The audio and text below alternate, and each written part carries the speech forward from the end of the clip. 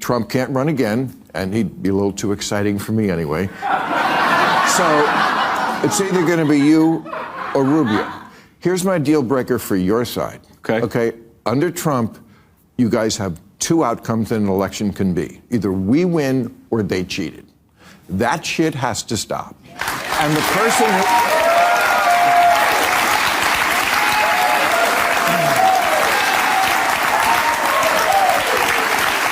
And that means the person who has to stop it would be you or Marco. Can you tell me you will do that? Will you bring us back to the middle, at least on that, where we concede elections, where it's not either one of those two options? Okay, Bill, so this is where I'm probably going to lose you here, but here's... That happened about 8 minutes ago.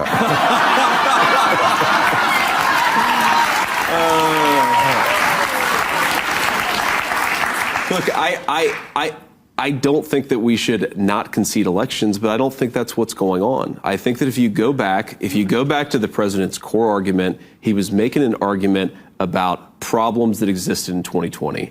And here's the problem that I'm most focused on. The president and I have talked a lot about this, and I think we share a perspective here, but set to the side the stuff that really gets you and your audience very angry about whether the count was legitimate in Georgia or Pennsylvania or any of these other states.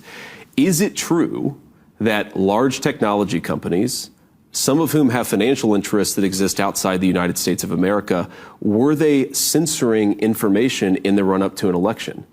And set to the side the stuff, again, the Georgia stuff, but that was litigated. Dominion, the Fox News paid us. Bill, I'm trying to make the more middle ground argument here.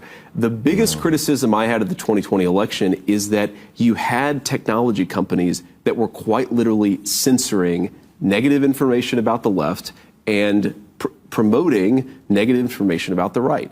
So in a fundamental sense, like if the First Amendment says that we have a free and open debate and then the American people judge based on that free and open debate, the sense in which I think the election in 2020 was rigged, I'm sorry, is that you had technology companies that were putting their thumb on the scale in a way that completely obliterated the real open exchange of ideas. Well, now, by the way, it didn't happen in 2024, but it happened in 2020 and it was a problem. Well, you're going to get a big pat on the back when you go back to the White House. All right.